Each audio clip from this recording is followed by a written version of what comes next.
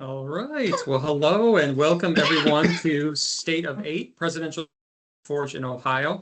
My name is Joshua Dubert. I'm the historian at the Rutherford B. Hayes Presidential Library and Museums in Fremont, Ohio. And I'm really thrilled to have this opportunity to both moderate and present in this series.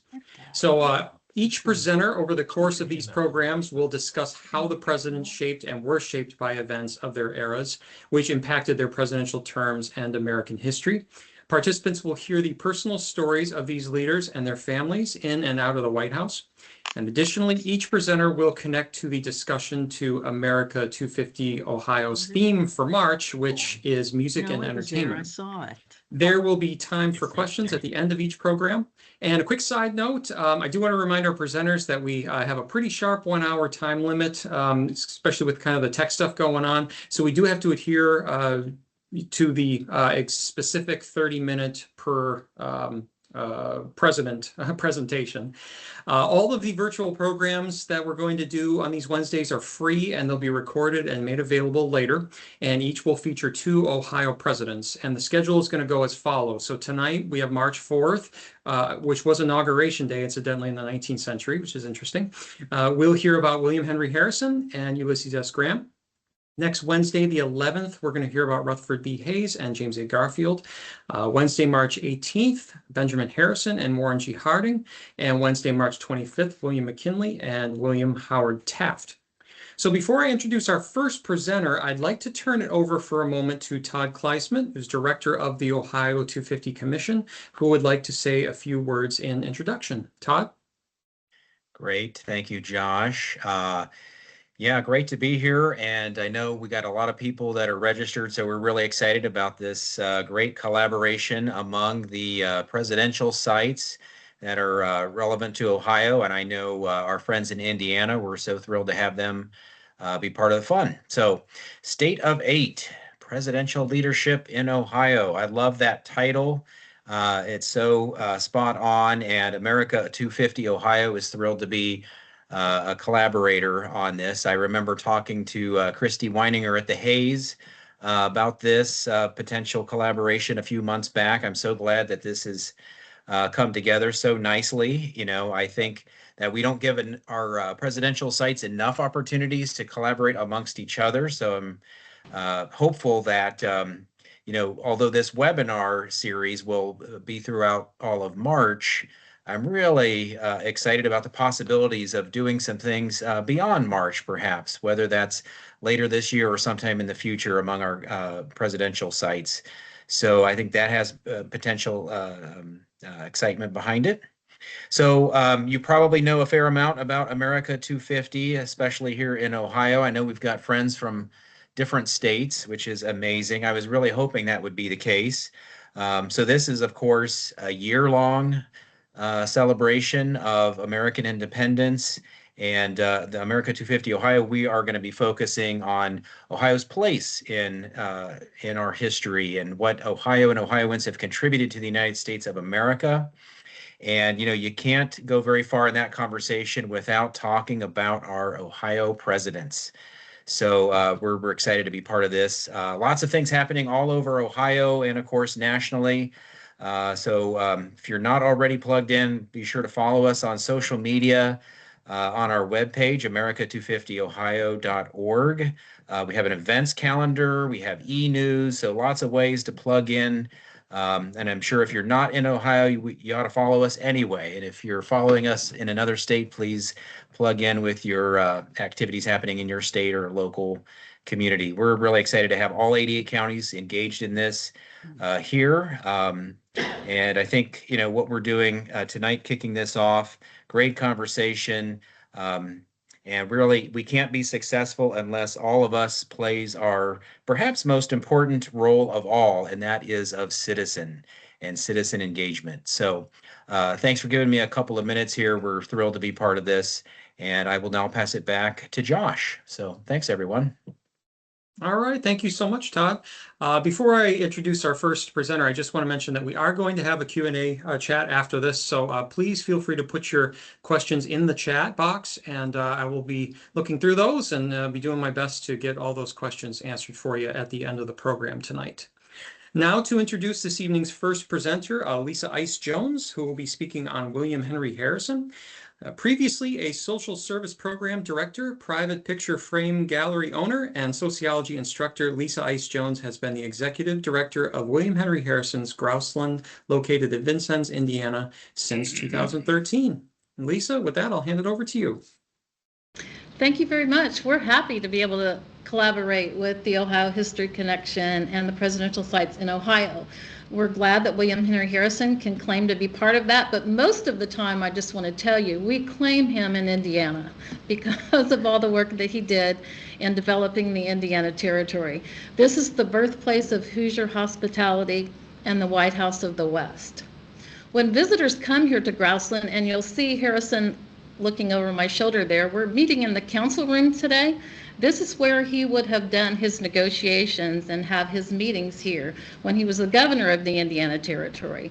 But as I'm sure most of you know, he was born in Virginia. So how did he ever get out here to Indiana in the first place, and then later in Ohio? Hopefully I'll shed some light on that as I give my talk. But I do want to make a little notation here at the very beginning. You said we were going to talk a lot about life in the White House. Well, we don't have a lot to tell, only a month-long story there, but we've got a lot leading up to that. We always say that Harrison's presidency was the culmination of a lifetime of public service. So he was born at the Berkeley Plantation along the James River in Charles City County, Virginia. The Harrisons had 20,000 acres along the James. So just to give you a perspective, that 20,000 acres is 35 square miles. The Harrisons first immigrated from England to America. They had Benjamin IV had 1,000 acres, and then Benjamin V had to come home and take over at the age of 19 because Benjamin IV was killed by lightning along with 2 of his daughters at the Berkeley Plantation. So even though Benjamin V was only 19 and very young, he made sound decisions, and he was a very good businessman. So he comes home to take care of the family. Fast forward to February 9th of 1773. William Henry Harrison is born as the 7th and final child of the Benjamin Harrison family.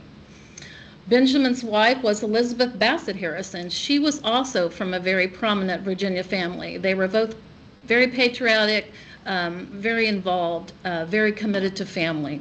So Harrison is the final child. He was the baby and the love of his mother's life because his father was away doing business. Benjamin V was a 3-time governor of the Commonwealth of Virginia and a signer of the Declaration of Independence. So he spent a lot of time away from home. So mother raised young William, and he grows up, and based on his father's advice, as the youngest, his father tells him he needs to go to college and get an education because he's not going to inherit a lot of the family property.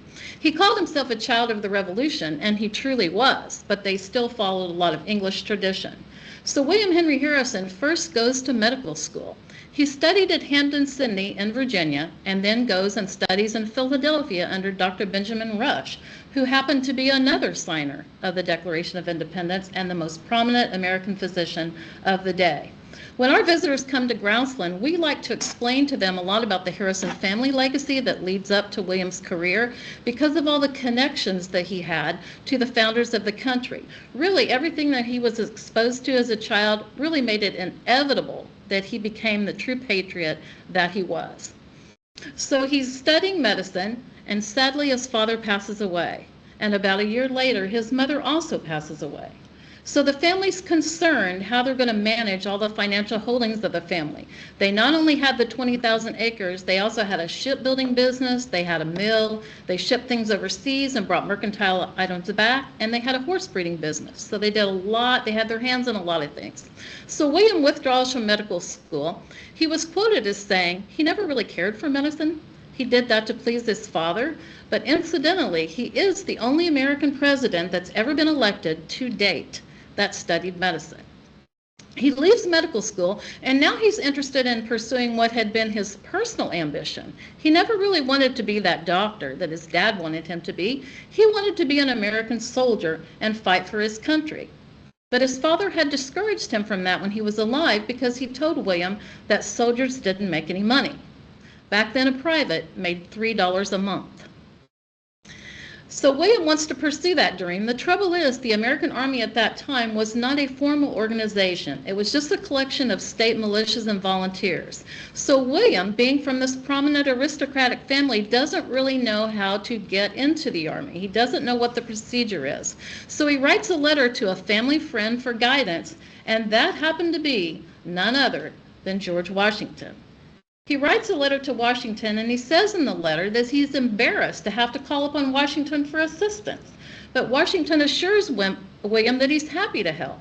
He says, I used to bounce you on my knee back at the Berkeley plantation when I used to visit. George Washington and William Henry Harrison's father, Benjamin V, had shared a home in Philadelphia when they worked on the Continental Congress together. So George Washington truly was a personal friend of the Harrison family. So now, with Washington's guidance, William becomes an ensign in the 1st Regiment of the U.S. Infantry at the age of 18. He's never been in the military before this time. It's not professional yet. So you can imagine what the men in the military thought. They thought this educated aristocrat would be soft and wouldn't be able to rough it on the American frontier. They were surprised. He was very brave. He was very self-disciplined. And he could do the job. He executed it very well. And so the men were surprised. Our country had suffered St. Clair's defeat about that time. The year is 1791. It was the largest loss of American lives on American soil by Native Americans. It was also called the Battle of the Wabash and the Battle of the Thousand Slain. The American Army was in shambles. Morale was really low. George Washington thought it was time to build a professional American Army. He calls General Mad Anthony Wayne in from his Revolutionary War days to build up this professional American Army, and William Henry Harrison gets assigned to be an aide to General Wayne. Now he's making a whopping $64 a month, which would be the equivalent to about $2,500 today. He also got 4 rations and 12 forages.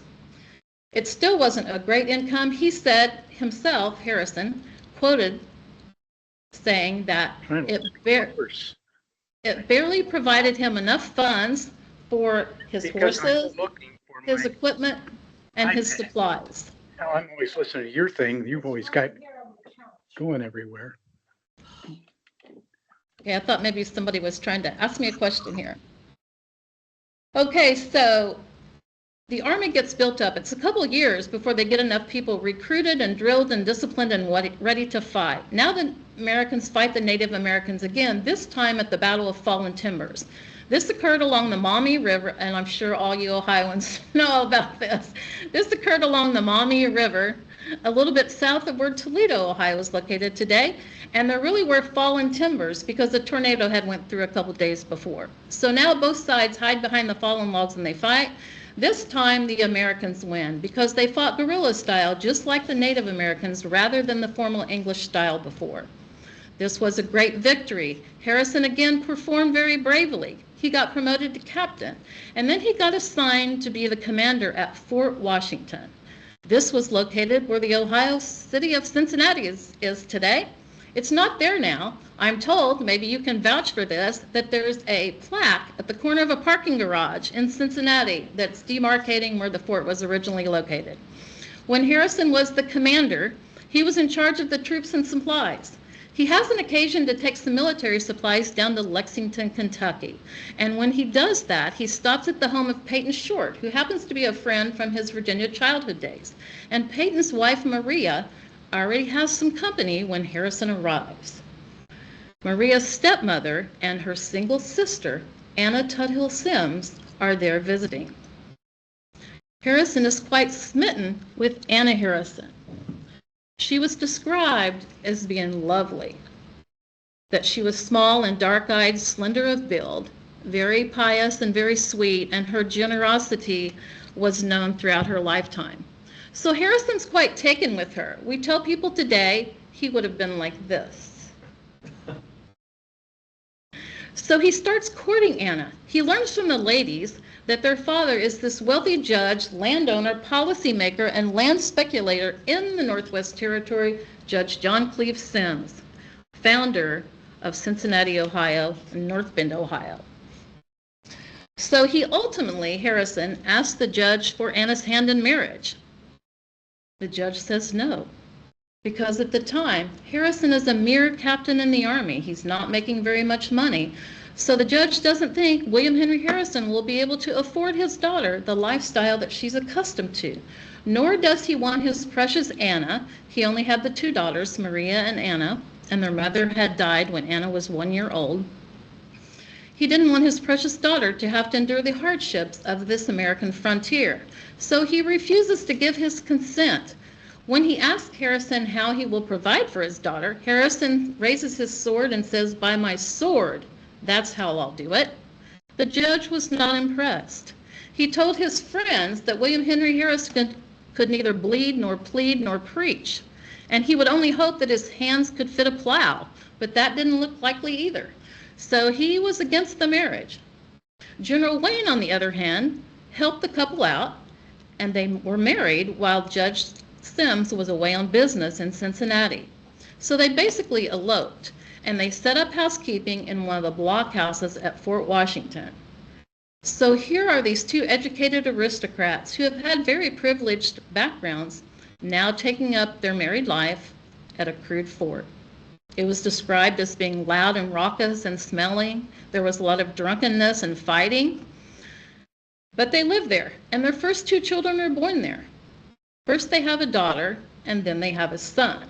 The son is the second born, and they name him John Cleves Sims Harrison. So you can imagine what that did to Grandpa. He thought that was pretty nice. And he also saw that his daughter was very happily married to William Henry Harrison. So he finally gave in and gave his blessing on the union. So they're in this fort, and Harrison's the commander, and now he's starting to realize that maybe his father had given him sage advice. Soldiers didn't make a lot of money, and he wasn't able to provide for his family in the way he would like to. After all, he was born a Virginian, so he wanted to provide well for his family. So he looks around for opportunity. Because of the victory at Fallen Timbers, there was no promotion going on in that part of the country, basically the Ohio Territory. So he looks around for opportunity elsewhere and gets an invitation to become the Secretary of the Northwest Territory. The thing is, he would have to give up his coveted military commission in order to take this political position. It's a hard decision, but he thinks it's best for the family, and the exciting thing is it moves the family from this crude fort to the exciting center of the American government, the most cosmopolitan, largest city of the day, Philadelphia. So this is a big move. He goes out to be the Secretary of the Territory. He gets voted to be a delegate to Congress right away. Harrison was always popular throughout his lifetime, not just as president. He recruited 80 men to join the Army when he did, which was quite a feat because there was not much incentive before the professional Army to join. And a lot of times they never got paid. So he recruited people, and then he got voted to be a delegate to Congress right after he went out to Philadelphia. So he's representing a territory, not a state. So he can't vote on legislation, but he can be a member of committees, and he can introduce legislation. He introduces the Harrison Land Act of 1800. That's also called the Common Land Act of 1800. And what that did was that entitled people of average means the opportunity to buy land in the new expanding American territory for the first time. Prior to that, only wealthy landowners and land speculators could purchase land. You had to buy an entire tract, which was 640 acres, and you had to have all of the cash up front. That left out the average person. The Harrison Land Act cut that requirement in half to 320, and later on again, it was halved again to 160. Now with the 5% deposit, you could reserve a quarter tract. You had 4 years to pay for it. You got extra time if you fell on hardship. And it was interest-free.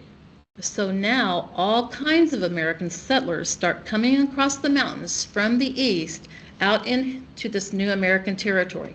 At about the same time, the Northwest Territory was divided into the Ohio Territory as it develops towards statehood. By 1803, Ohio is a state, Indiana not until 1816. So now this new Indiana territory is realigned, and it was comprised of our current states of Indiana, Illinois, Michigan, Wisconsin, and part of Minnesota. Later on, when Thomas Jefferson made the Louisiana Purchase, for 9 months, the northern part of that territory was also under the authority of the governor of the Indiana Territory. So all of this is happening. Harrison has authored this legislation. The settlers come flooding in. The trouble is, there's Native American tribes already here in all of this area. A lot of migratory tribes, they're using this area for hunting grounds. With the influx of American settlers, they're cutting down all the trees, they're putting up fences, they're restricting use of land, and the wildlife starts to become scarce. The Native Americans are angry. They're frightened about their future. They're making random attacks on American settlers, and they're encouraged to do that by the British. They are paying them for American scalps. Now, this all started with Hamilton the hair buyer at Fort Sackville that the British had here on the Wabash, here in Vincennes as well. So we not only have Grouseland, the William Henry Harrison House here, we also have the George Rogers Clark National Park here. So the British were hoping that they could keep the Americans distracted and dispersed, and they wouldn't be able to band together and organize and fight the British. So they're paying for these scalps. The settlers weren't going to stay here if they were frightened, or they were in harm's way, or if their families were harmed. So President John Adams, who had appointed William Henry Harrison to be the Secretary of the Northwest Territory, is now offering him to come out here to be the first ever governor of the Indiana Territory. Harrison replies, "No thanks." He would have rather been given the job to be the governor of the Ohio Territory because it was developed and it was civilized, but that wasn't the job offer.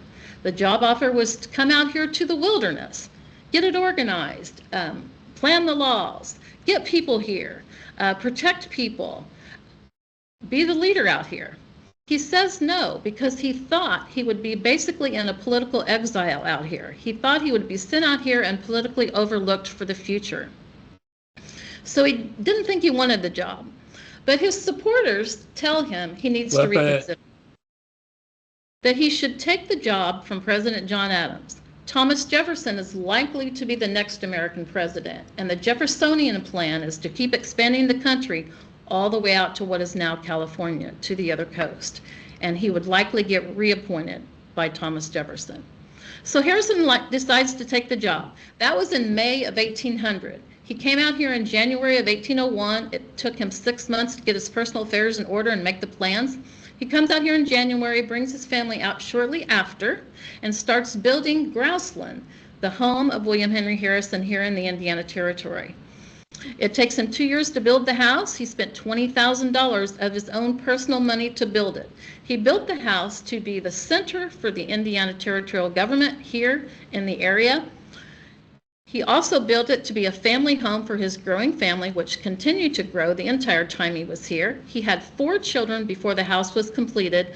The 5th child, who happened to be John Scott Harrison, was the first one born in the completed house. And as you may know, he grows up to be the father of Benjamin Harrison, our 23rd president. So he's out here, he's gotten everything organized. Now he's becoming the governor here. Of course, he had to travel around this vast territory and get it developed and make laws. He met here in the council room that we are in now. He met with dignitaries here. The first 3 judges and the governor were all appointees by the president. They developed the early laws here in the territory. It was built, the house here was built before the legislative house, so it was the center for the government and kind of a cultural center. Church services were here. Mrs. Harrison was Presbyterian. William Henry Harrison was Episcopalian. The first church services for the Methodist Church were here, for the Presbyterian Church were here. Harrison donated land for the first Episcopalian church. They later exchanged the land that he donated for another piece of property they liked better, but they got his approval before they made the exchange. So he's out here and he's directing everything in the territory. There's 300 acres here with the house that Harrison purchased from Francis Vigo. He was a fur trader here in Vincennes. He had came up from the Gulf of Mexico. He was an Italian working for the Spanish government as a fur trader. He knew all of the customs of the Native American tribes that were here, so he was an asset to Harrison. He was a very prominent citizen. In addition to selling Harrison the 300 acres here on the Wabash, which Harrison converted into a family farm to help subsidize the family while they lived here, he sells the land, but he also offered them the use of his personal home to live in while they were building Grouseland. Now, Harrison was very politically astute, so he didn't want to appear beholden to Francis Vigo because he was the most prominent citizen in the area at the time. So Harrison would only accept the use of Francis Vigo's front parlor to operate out of while he was building this house. So Mrs. Harrison, imagine this, she had 4 children. Harrison was gone a lot. They were being, she was being the first lady and he the governor of the territory. There's never really been a governor like Harrison before him or since him that had that much authority over that much American territory outside of the White House. That's why this house is nicknamed the White House of the West, and he's called the Father of the West by the treaties that he was able to make with Native American leaders. He was very good at that. He was a people person, a people pleaser. It was said he could talk to people from all walks of life, and people liked to talk to him. The Native American leaders, for the most part, respected him. They trusted him. He cared about the hardships that they were up against. He didn't like it when they were treated cruelly.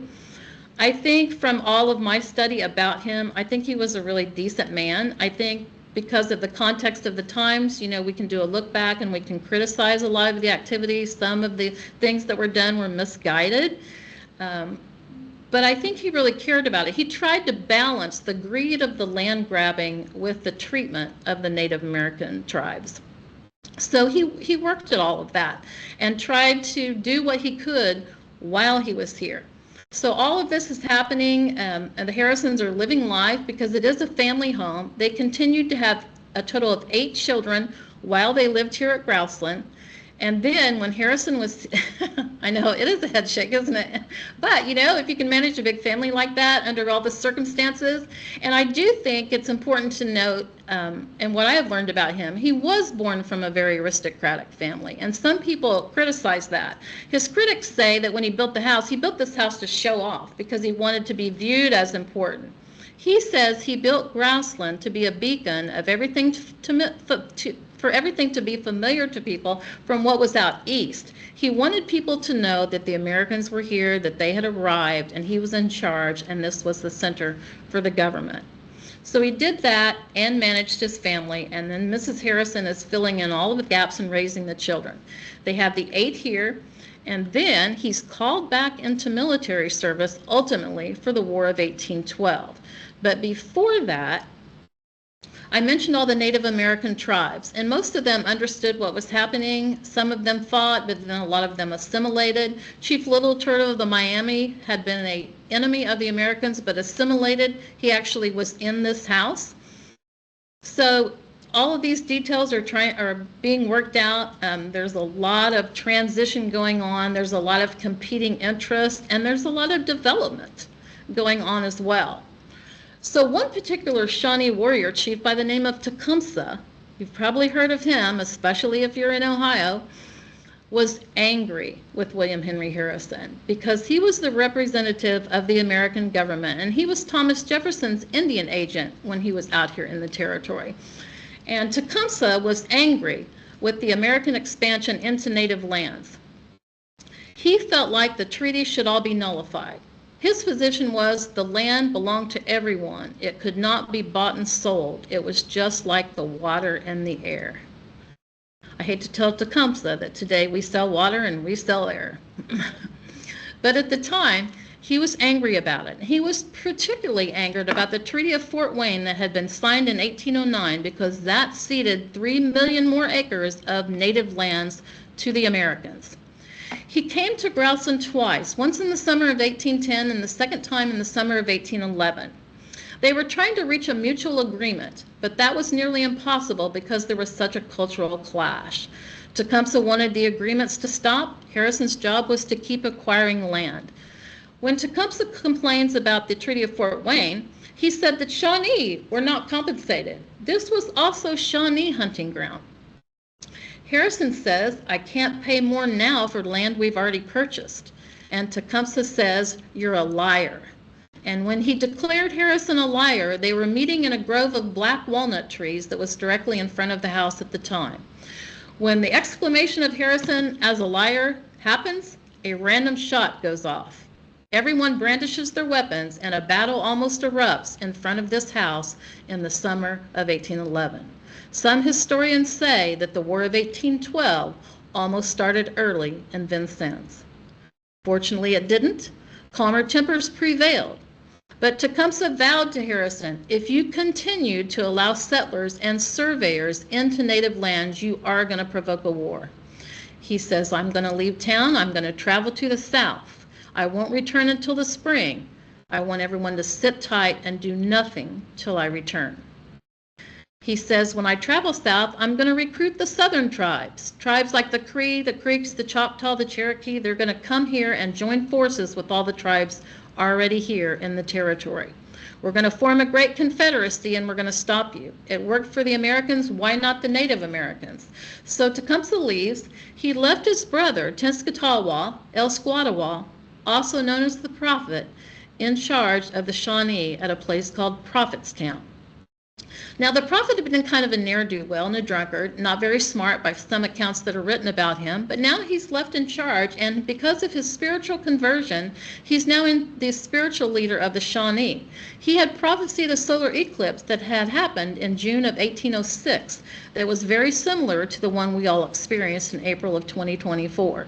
Because that eclipse happened, the warriors believe in the prophet. They think he has special spiritual powers. So the prophet's in charge of 700 warriors from 9 major tribes at Prophetstown. Harrison, with the permission of the War Department and the president, musters troops here on the Wabash, about 1,000 men, and they travel up to Prophetstown. He's hoping to negotiate with the prophet while the fearless Tecumseh is away.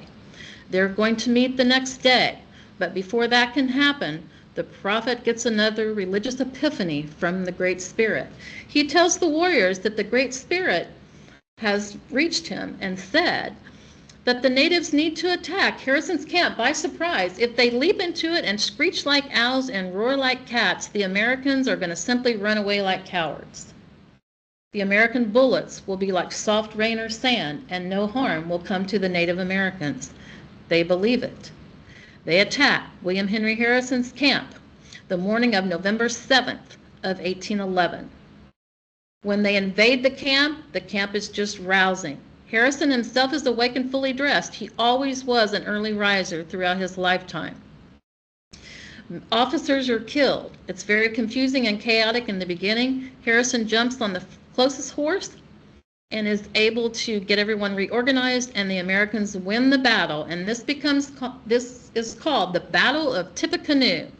That's how Harrison got his moniker, Old Tip or Old Tippecanoe, and that's what incentivized the presidential campaign of 1840, 29 years later, Tippecanoe and Tyler too.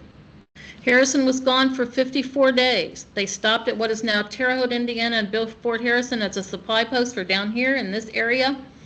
He gets back, and Mrs. Harrison had baby number 7 while he was away. So he gets back, they get back down to business, and then President James Madison declares war once again on the British, and he's called back into military service for the War of 1812. He's Major General, then Brigadier General. So he leaves here, he moves the family to Ohio for safety. There was some property near North Bend, Ohio that they had purchased, and so they had a cabin on that property, and they expanded that later into a 17-room home. So there is a little truth to the fact that Harrison had a cabin. He didn't really ever live in a log cabin, but when he is nominated to run for president, he runs first in 1836. The Whig strategy was to run 3 regional candidates and to determine who is popular.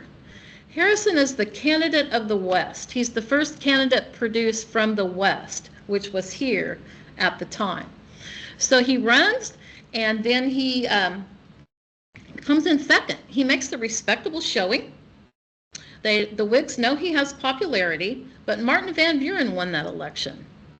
He had been born poor, but now he's wealthy, and so he flaunts his wealth as president. He had been Andrew Jackson's vice president. He'd been a Secretary of State first. He knew when to attach himself to Jackson and when to refrain from the association. So Martin Van Buren gets elected. Because of the clothes he wears and the fancy carriages he rides around in, he gets called Dandy Vandy. But then in 1837, the economy crashes. There's the Panic of 37. And so the economy's bad, banks fail, businesses fail, prices are inflated. It's a really chaotic time. And unfortunately, Martin Van Buren gets the blame for that. But that worked in William Henry Harrison's favor, because the Whigs think they can win if they can appeal to the common people. So they seek out William Henry Harrison. At the time, he's clerking for a local court of common appeals in Cincinnati, kind of a low status job. And he's farming. He always farmed no matter where he was. Earlier in his career, in 1828 and 1829, President John Quincy Adams appointed him to be an ambassador to Colombia, South America. And when he was a foreign ambassador, spreading democracy when Simón Bolívar was the dictator, he would always farm and take fresh produce to dinners, and people liked that. And so he always got invited, and when he came back to America, he brought a scarlet macaw back as a gift that had been given to him, and that scarlet macaw lived as a Harrison family pet, Charlie the Macaw, until 1950. He lived with the descendants for over 100 years. So Harrison ran in 36, didn't quite make it, but the Whigs knew he had popularity, so they sought him out to run in the campaign of 1840, appealing to the common people. His critics said, "Are you crazy? He's 68 years old. He's too old to be a president. Give this man a couple $1,000s pension and some hard cider, and he'll be content to rock in his rocking chair for the remainder of his years at his old log cabin in Ohio." So instead of being discouraged by that, the Whigs turned that into a big campaign. They campaigned Harrison as a commoner, a log cabin dwelling, hard cider drinking Indian fighter. There are torchlit parades, there's log cabin floats, there's songs and buttons and souvenirs that are just given out in unprecedented ways. It was all to ignite the imagination of the public, to convince them that this William Henry Harrison character could sympathize with the common people, that he understood the struggles of the American public. Everybody falls for that. They believe it. Harrison was very convincing. He always was a people person, and people liked him, and they had confidence in what he had to say. So now he wins the election in 1840 in a landslide. The Electoral College victory is 234 votes to 60. He gets nearly 150,000 more popular votes than the incumbent president, to now become not only the oldest man ever elected up until Ronald Reagan, but now he is the 9th president of the United States. There's great ceremony, there's all kinds of parades. Harrison rides a fancy horse. He said throughout his lifetime, the horses are what saved his life. His life was threatened many times. He always wanted to have 2 horses, 2 fast horses, and he says the rapidity of the way the horses carried him are what saved his life. So he rides a horse in the parade. He won't ride in a covered carriage. He wants the public to be able to see him. He rides his own horse. He won't wear a hat or a coat. He wants to appear common. It's a chilly, rainy spring day. He catches a cold, which develops into pneumonia. He gives a nearly 2-hour-long inaugural address. It was 8,445 words. He has a lot to tell the public. I always encourage people to Google his inaugural address if you want to see what he says. It talks about, has a very legislative perspective. It's very moral laden and very value driven. He was a people's president. He said he would never veto anything unless there was a group that was overly oppressed. Then he might have to step in. But other than that, he was not going to. He was going to let the people's voice be heard. And he was not going to run for another election, for a second term. He would not do that. So he gives this long talk. The weather's not very good. It's a chilly, rainy spring day. It didn't exceed 48 degrees anywhere. He catches a cold, which develops into pneumonia, but he got better. And 2 weeks later, he relapsed. So modern researchers were curious, why did he have the relapse? So they opened up his case, and in 2015, it was determined by forensic researchers that it was not the pneumonia that killed Harrison. It was the fact he'd had pneumonia. His immunity was down. He drinks the contaminated water at the White House. The White House at the time was built in a swamp. Human waste was deposited nearby. He drank the contaminated water and contracted enteric fever, which was a bacterial infection. And of course, there were no antibiotics at the time. They practiced bloodletting and cupping. They practiced remedies with ingredients like mercury that we know better than to do today. And much like George Washington, they weakened his condition further, and he died on the morning of the 32nd day after his inauguration. So now he's not only the oldest president ever elected, he is the first American president to die in office. And believe it or not, the country didn't have a plan what to do. So what are we going to do? There were a lot of suggestions. Some thought John Tyler should be an acting president. John Tyler stomped his foot and threw a tantrum and said, I will not be the acting president. I will be the next American president. So that's how John Tyler became the president, and that was the fateful end to William Henry Harrison's career. I believe that he had no idea he was going to die until there at the last. He said, I'm way sicker than they think I am. But prior to that, he'd made all of his cabinet appointments. He had been meeting and greeting people. At one point, he had to go out a window at the White House, walk the length of it, and go out in another window to avoid all the people that were looking for favors in the hallways of the White House. So that is our American president, William Henry Harrison, the father of the West. Thank you very much, Lisa, for that fascinating look into William Henry Harrison. I learned a ton, I know. I'm sure everyone here did. There are a couple of questions I see in the chat that are going to be for Lisa. We'll get to those at the end here, but we're going to move on now. Next time, pleased to welcome the three presenters who will be speaking about Ulysses S. Grant. First, we have Christine Taylor, who will talk about Grant's childhood. Christine is a retired trial attorney originally from New York City who moved with her husband to Georgetown, Ohio in 2003. She serves on the board of trustees of the Land of U.S. Grant and works as a docent at both the boyhood home and the schoolhouse that young Ulysses Grant attended. And after that, we'll have Dr. Ned S. Ludwig, DVM, who will talk about Grant in the Civil War. Dr. Ludwig is the current president of the Land of U.S. Grant based in Point Pleasant and Georgetown, Ohio. He has been a member of the Board of Trustees of the Land of U.S. Grant and a member of the National U.S. Grant Association for over 20 years. And finally, we'll have Stan Purdy, who will speak about Grant's presidency. And Stan served as president of the Land of U.S. Grant for 25 years. He practiced law in Georgetown for 56 years, and he is a member of the U.S. Grant Association. And just want to remind our presenters before we get going, each presenter is going to talk for about 10 minutes. If you could try to stay pretty tight to that so we have some time for Q&A after, we'd appreciate it. And with that, I'm going to hand it over to you now, Christine. Great, thank you. Welcome to Ulysses S. Grant. We're going to talk with him as a child, a general, and as he was a president. All of us know that history doesn't just happen. There's always a backstory to the story, and we're going to share with you the story of Hiram Ulysses Grant, the young boy who became the general, who became the president. He really had no great aspirations, no burning desires, just a quiet determination that carved the way for his story to unfold. He was born on April 27th in 1822 in the river town of Point Pleasant on the Ohio River. He was the firstborn son of Jesse and Hannah Grant, 2 younger brothers and 3 younger sisters. His father, Jesse, was a tanner who was working with another man in the river town in a tannery. Now, Jesse was a large man, stood very tall. He was solidly built, ambitious, and a very intelligent guy. He actually only had about a 4th grade education, if that. Jesse's mother had died when he was 10 years old, and his father apprenticed him and his other children out. Jesse was apprenticed to a farmer, a lawyer, and a tanner, which is how he learned the tanning business. Hannah was a very petite little woman, taciturn and deeply religious. They were both staunch abolitionists.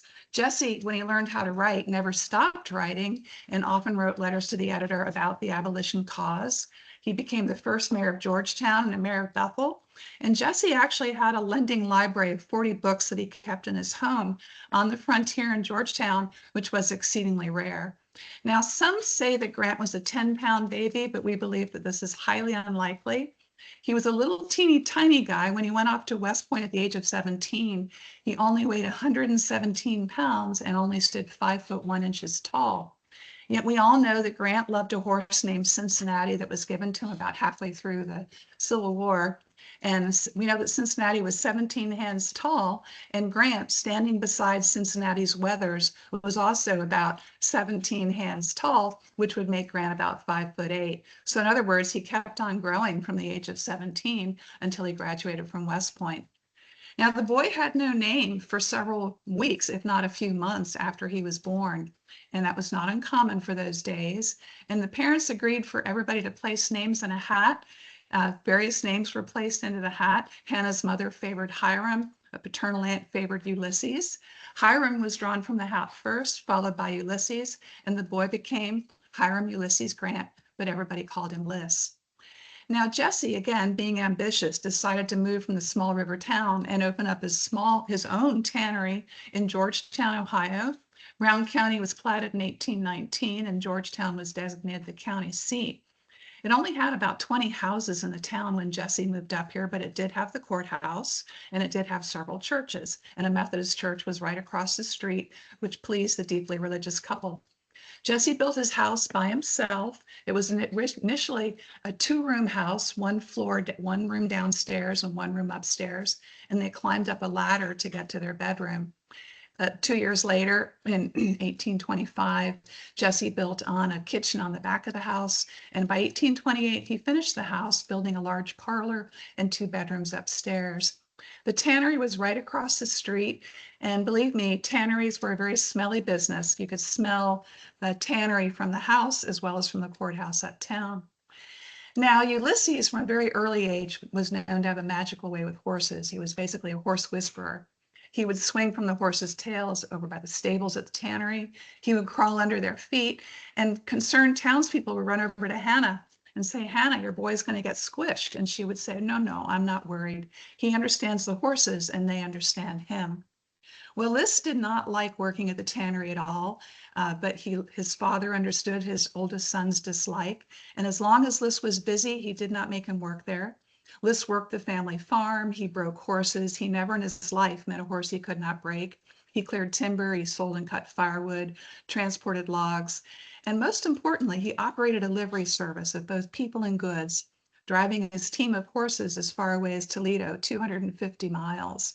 And for a young boy, 12 years old, that's really exceptional. Following his compass, there were no expressways, no roads. One thing about Ulysses, he would never retrace his steps on any of his adventures driving the horses to Cincinnati or Toledo. He would never go backwards. He would always go one way or another, or always go forwards. That boy turned into the general who would never retreat. At the tannery, if he did have to work there, the one task he liked was grinding bark into a fine powder that was then put into the pits that tanned the hides. But because of the tannery, Liss did not like to eat meat at all. If he went to a state dinner when he was president or later on in life, he always requested it to be well done. He did not want to see any red. And remember, this is the general who was called the butcher by his critics, was really a very gentle man who wrote by himself that he carried the deaths of everyone who died at Cold Harbor with him every day the rest of his life. So long as Liss was busy, his father excused him from working. Ulysses hauled logs all by himself at the age of 10. He would actually find a tree that had fallen down, and he was really good at geometry and engineering skills. He would haul the log up the fallen tree until it was high enough at one end to go up onto his logging wagon, and then have his horses haul it up onto the wagon. At the age of 14, all by himself, he moved a 2-ton stone from a creek up to be the front step of a doctor's house in Georgetown. This took several weeks of preparation. With this team of horses, he got it done. He got home late for dinner that night when it was delivered, and his father said, "Son, where have you been?" And all Ulysses said was, "I was helping a neighbor." He was also a very humble boy and turned into a very humble man. One time the circus came to town, And Ulysses, the circus master, bet the crowd of people that nobody could stay on the horse. It didn't even have a mane. Guess what? Ulysses stayed on that horse. He won that $5. That would be about $170 today. He also loved marbles. Hannah did not attend her son's swearing in as president. As a fine Methodist woman, she thought Washington City was no place for her to be, but she did condescend to be interviewed by the newspapers, and she told the reporters that as a boy, her son had two passions, horses, as we know, and marbles. He always carried marbles with him wherever he went. He actually also one day was bet that he couldn't jump 25 feet.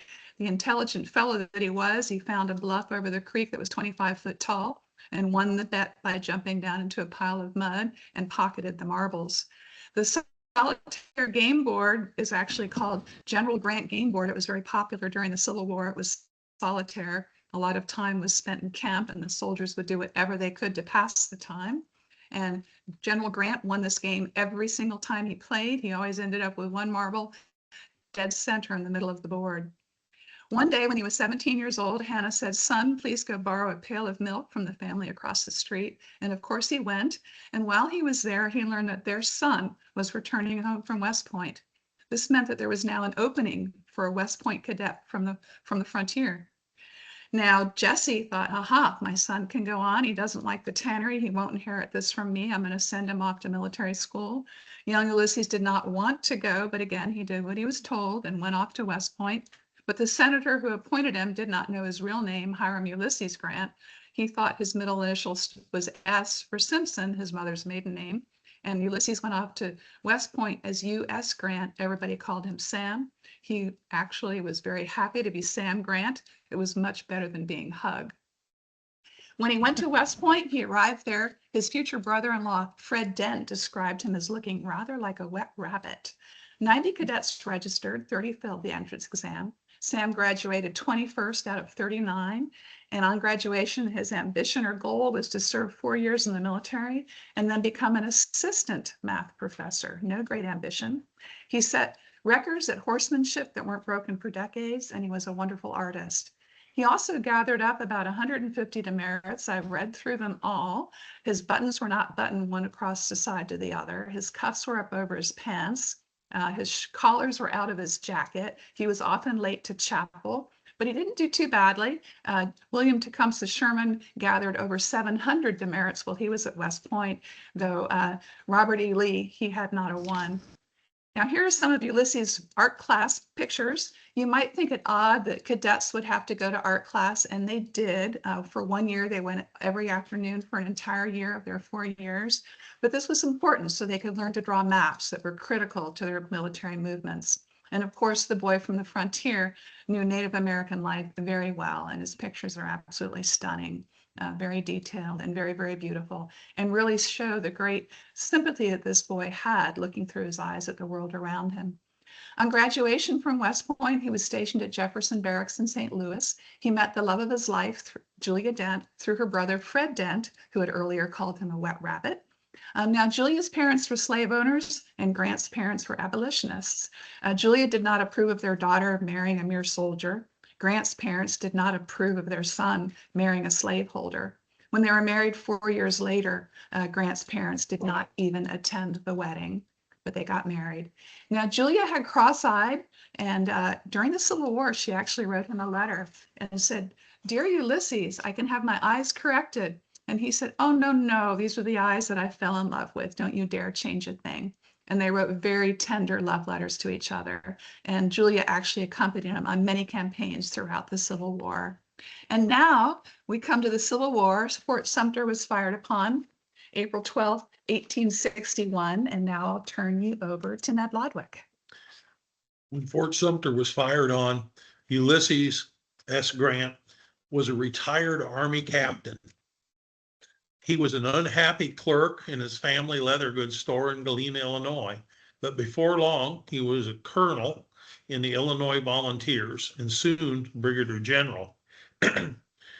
At Fort Donaldson, Confederate General Buckner proposed surrender, and Grant replied, "Sir, yours of this date proposing armistice and appointment of commissioners to settle terms of capitulation is just received. no terms except complete and unconditional surrender can be accepted. I propose to move immediately upon your works. I am, sir, very respectfully, your obedient servant, U.S. Grant, Brigadier General. On February 17th, the 17,000-man garrison of Fort Donelson laid down their weapons and marched into captivity, the largest surrender of troops in North America up to that date, and the first of 3 complete armies to surrender to Ulysses. Several other events swiftly followed. The indestructible fort at Columbus, Kentucky was abandoned by the Confederates, and President Lincoln promoted U.S. unconditional surrender Grant to Major General. Until this time, Ulysses was a pipe smoker, but a photographer took a photo of Grant smoking a celebratory cigar shortly after the surrender, and from that time on, Ulysses received hundreds of cigars a month from admiring fans. He felt it was his duty to smoke them. He smoked up to 25 cigars a day, and in 1885 died of throat cancer. Grant said, "The art of war is simple enough. Find out where your enemy is, get at him as soon as you can, strike him as hard as you can, and keep moving on." On April 6, 1862, the rebel yell pierced the morning fog at the Battle of Bloody Shiloh began. All day the Union was pushed back. Late that night, his friend General Sherman found Grant sleeping under a tree during a thunderstorm. Sherman said, "Well, Grant, we've had the devil's own day, haven't we?" To which Grant replied, "Yes, lick 'em tomorrow, though." And they did. The Vicksburg campaign lasted over 4 months. The first 6 attempts failed, but Ulysses famously always went forward until the objective was taken. Finally, Grant ran the fortress of Vicksburg on the Mississippi River with Admiral Porter's steamboats and ferried his troops to the Vicksburg side of the river on April 30th, 1863. 6 battles, and 2 weeks later, Grant was at the Confederate defenses of Fortress Vicksburg. Sherman said, "I'm a damn sight smarter than Grant, but I'll tell you where he beats me and where he beats the world. He don't care a damn for what the enemy does out of his sight, but it scares me like hell." A siege ensued, but after 2 months, the beleaguered city of Vicksburg surrendered, and on July 4th, 1863, Grant entered the city with the 4th Independent Ohio Volunteer Cavalry Company from his own home, Ohio County of Brown. The Union forces celebrated the 1863 4th of July, but some say the city of Vicksburg did not celebrate the 4th again until World War II. Soon after, Ulysses moved on to Chattanooga and broke the Confederate siege there. President Lincoln then called him to the east, and with Congress promoted him to lieutenant general. Only George Washington had ever held that rank in the U.S. Army. Grant's new strategy to his commanders across the country was, wherever the enemy goes, let our troops go also. To General Meade, he said, "Lee's army will be your objective point. Wherever Lee goes, there you will go also." Less than 2 months later, Grant took his army into the wilderness. During the second day of battle, an officer rushed into headquarters yelling hysterically that Lee was about to flank them. Grant told him, "Quit thinking about what Bobby Lee is going to do to us and start thinking about what we're going to do to him." After 2 terrible days of fighting, Grant pulled his troops back, but unlike all the Union commanders before him, he did not retreat north back to Washington, but sat on his warhorse Cincinnati in the rain and turned the army south. The troops realized this general was going to fight. And even though more battles may cost them their lives, it may also end the war and let them finally go home. Grant sent a message to Lincoln. I propose to fight it out on this line if it takes all summer. Lee said of Grant, I don't understand this Grant. I beat him 3 days, and yet he comes forward. Eventually, Grant's troops crossed the James River and lay siege to Petersburg. Grant set up his headquarters at City Point, Virginia. Many of the high-ranking officers brought their wives to the camp. One evening, a regimental band came to play for the general. After one song, General Grant told the leader of the band, "Thank you, but I'm sure General Ord's wife would rather have your serenade." Grant continued, "I know only 2 tunes. One of them is Yankee Doodle, the other isn't." At President Lincoln's second inaugural, he said, "With malice towards none and charity to all." On March 23rd, 1865, on the ship River Queen at City Point, Virginia, Lincoln, Grant, Sherman, and Admiral Porter met to discuss the end of the war. No notes were taken, but Sherman wrote in his memoirs that Lincoln said, "Let 'em up easy. Take the surrender of the army, but do not deal with any political questions." On April 2nd, the Union breaks through the Confederate lines at Petersburg, Virginia, and the chase was on. Just a week later, on April 9th, at Appomattox Courthouse, the Confederate Army is surrounded and the surrender is imminent. Lee arrives at the McLean house first. Grant and his staff arrive later. After some small talk, Grant writes a surrender instrument and Lee surrenders.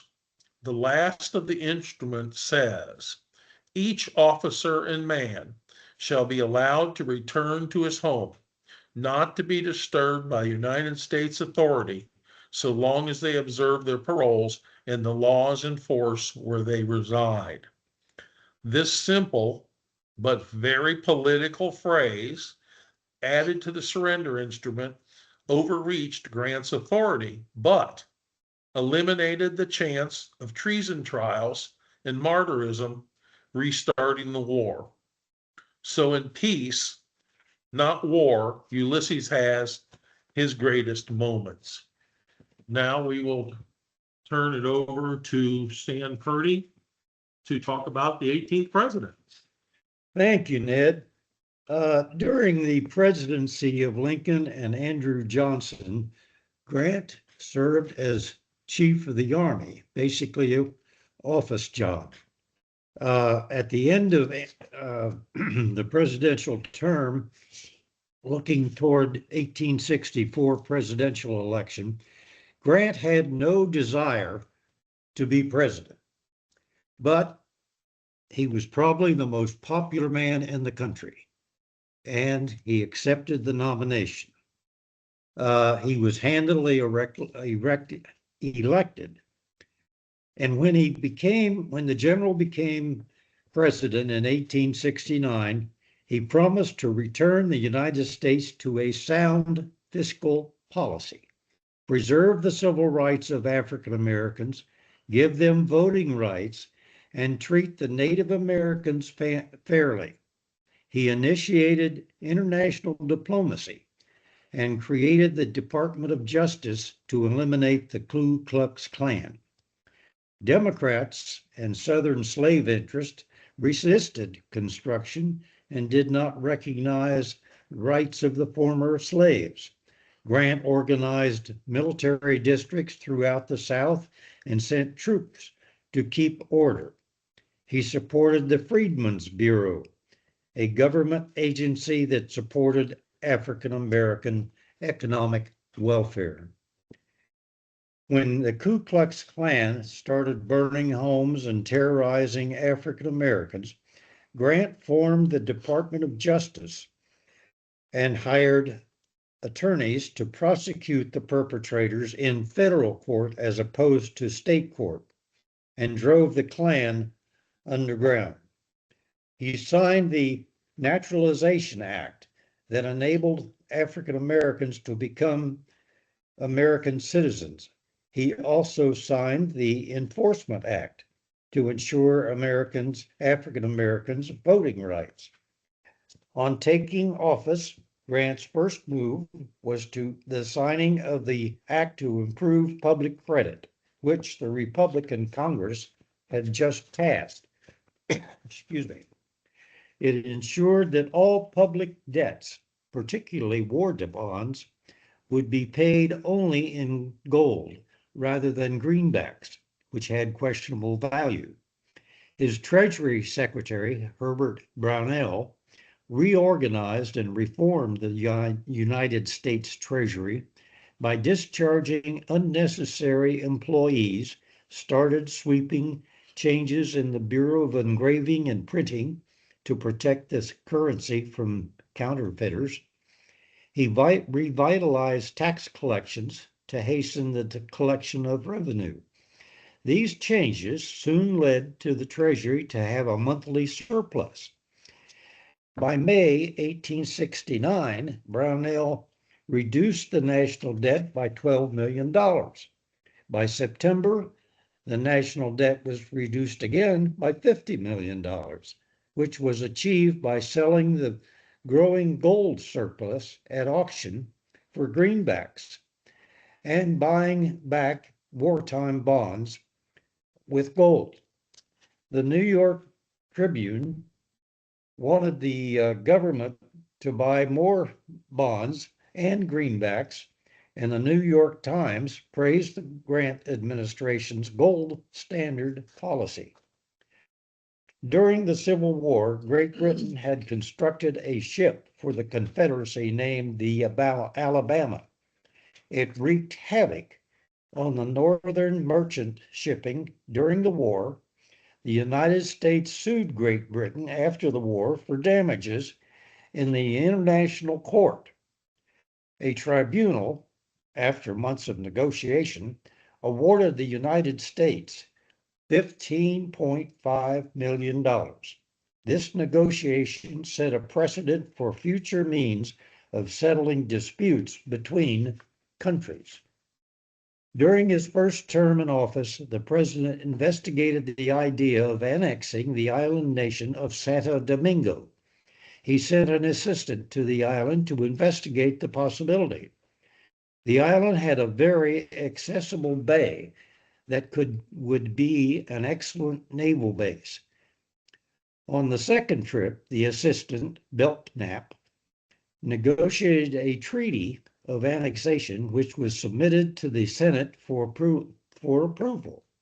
Republican Senator Charles Sumner, a member of the Foreign Relations Committee, had not been consulted by the president before he pursued the annexation. When the treaty came to a vote, Sumner urged opposition and the Senate failed to approve the treaty. In the inauguration address, President Grant said he intended to treat the Native Americans more fairly. The recent history of the treatment of the Western tribes included bloody battles and assignment of tribes to reservations. In the West, the government had established trading posts to provide Indians with supplies, but the posts were run by military officers and not always honestly. Grant appointed a member of his military staff during the war, Ely Parker, a Seneca chief, as a commissioner of Indian Affairs. At the president's urging, Congress created the Board of Indian Commissioners. Grant's peace policy toward the Indians amounted to creating districts and putting religious organizations in charge of supervising the Indian reservations within their districts. In particular, he assigned Quaker officials to run the outposts. During his administration, President Grant met with several Indian chiefs to facilitate peace and to encourage Native Americans to take up farming practices. Grant's peace policy met with marginal success. The idea of a civil service had been discussed by previous presidents. Grant favored a civil service commission. He pushed the plan through Congress and appointed the first members. For 3 years, explorers had been bringing the president extraordinary reports of wilderness and wildlife on the western frontier. On March 1st, 1872, Grant signed the Act of Dedication, which established Yellowstone National Park, the nation's first national park. The act was the first legislation to preserve wilderness areas and wildlife in the nation. The act prohibited wanton destruction of forest and wildlife within the confines of the park. In 1875, Congress passed the Civil Rights Act, which was similar to the 1964 Public Accommodations Act. President Grant was continually concerned with the rights of the African Americans. He said, "While I remain executive, all the laws of Congress and the provisions of the Constitution will be enforced with rigor. Treat the Negro as a citizen and a voter, as he is and must remain, then we shall have no complaint of sectional interference." Throughout the Civil War, the nation circulated greenbacks, which were of dubious value. In 1875, Grant was happy to sign the Resumption of Specie Act, which provided that greenbacks would be redeemed with gold. This put the American financial system on a much stronger basis. Shortly after the end of his second term, President Grant, Julia, and his son Fred embarked on a world tour. He was greeted by thousands of people at his various stops and was hailed as the first U.S. president to travel abroad and recognized as the most popular man in the world. Historians evaluate Grant's 2 terms in office as wins and losses. In recent years, his record on civil rights has been praised. His great creation of the Department of Justice, his support of the 15th Amendment, guaranteeing the vote to African Americans, and his support of the Public Accommodations Act of 1875 have raised his position among the nation's presidents. All right. Thank you very much to all our grant presenters for that in-depth look at our 18th president. I know it's extremely difficult to cover these very, very important figures with a lot of history in such a short time. So thank you everyone for making that happen for us. I'd like to open it up to questions now, and I do have a couple in the chat that I just want to start with, and then we can kind of move on. The first one here I had for Lisa. They wanted to know about, did they ever figure out where the random shot came from? This is from Will Hensley, and I think he's referring to, of course, the Tecumseh and Harrison discussion. I think you're muted, Lisa. She went to bed. There we go. Okay, can you hear me now? Okay, Yep. Sorry. We don't know where the random shot came from. We do know that a battle almost erupted and they got everybody calmed down, and Harrison was said to have been the first to put his sword away. So we do know a little bit of the details, but not a lot. Okay. Let's see. The next question I had, where was it here? This is from Mark. What biography of William Henry Harrison would you recommend? We at Grouseland now own the rights from Simon & Schuster for the Freeman Cleaves book, Old Tippecanoe, William Henry Harrison and His Times. We believe that's the very best, most comprehensive biography. American Political Biography Press used to issue that. They closed down and the gentleman retired, and he wanted that biography to still be out there. So we're working on a revised edition, updated with more information than was available at the time and some pictures. So we'll have that coming up. You can buy those online. They're pretty pricey though. They get up $80 to $100 online. There's some collectible editions of them. We try to buy them too, just to have them, on hand for our visitors. That's the best one. There's a really good Gail Collins book if she's a New York Times writer, and if you want a concise version, it tells all the essentials, but she's a reporter and she writes like that. So it's just, it's very straightforward. So when our visitors come, we recommend that one. There's also one from Sue Ann Painter. Those are out of print. She and her husband both wrote about Ohio presidents. A lot of William Henry Harrison's books are out of print, and so which was another reason we wanted to purchase the rights to the Freeman Cleaves book. So, but there are some really good ones out there, and we'd be happy to help anyone through our gift shop here at Grouseland if they're interested. We do have a couple more questions here about Harrison, but I kind of want to open it up to the room. I don't see any questions about let's see, about Grant in the chat. I don't believe, let's see. Oh, we do have one. Hold on. Larry asks, he says, great presentation by all. I was wondering about the scandals in the Grant administration. None touched him, but I believe Vice President Colfax was ensnarled in some nefarious behavior. Does any of our Grant historians want to talk about that? Well, his second term was plagued by scandals. All of them initiated by some of his staff members. Grant was a very trusting person and was not maybe a particularly good gauge of character. And he was, as Christine mentioned, a humble person. And I believe the historians say that many of his staff members and former officers, staff officers, took advantage of him, and so he was never tainted by the scandals. There was a scandal about the outposts. There was the whiskey scandal, tax avoidance in St. Louis, and so. But the important thing is he was not tainted with these scandals. We don't like to talk about them.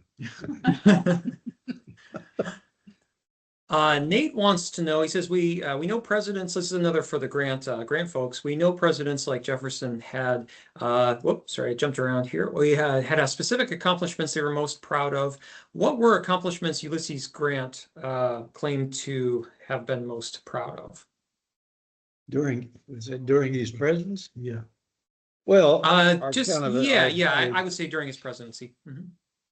I tried to enumerate most of them. I think the most important thing was he created the gold standard and redeemed all of the war bonds and the greenbacks with gold. At the time, that was the exchange method. And it might have been an interesting annexation if we had annexed Santo Domingo. And the reason he was anxious about that, the European powers were trying to make inroads into the southern hemisphere. And Grant felt that that bay would have been a good place to put a naval base to avoid that, because Madison or Monroe had the Monroe Doctrine, and Grant wanted to preserve that. The 1875 Public Accommodations Act was very important, regrettably, and Grant signed on to that. But I think in 2 or 3, 4, 5 years, the Supreme Court ruled that it was unconstitutional. So it was then not till 1964 that we had another public accommodations bill. Those are pretty much the thing that that I remember. He was generally considered to have a successful presidency, and it is increased. They take a judgment of the ranking of presidents, and consistently Grant has has improved in his ranking, and particularly in the civil rights era. We have, in our organization, have stressed his civil rights record. I think one of the quotes from Douglas after the war and after the presidency, Frederick Douglass said that each morning all the freedmen, and he used the term Indians, who use Native Americans, should thank Ulysses S. Grant for what he's done for them. And I think that was an important part of his presidency. And he was for 80 years, he was the most important civil rights president in the United States until Johnson. And I'll just add that at his funeral, there were 1.5 million people, that soldiers from both the North and the South, generals from both the North and the South were among his pallbearers.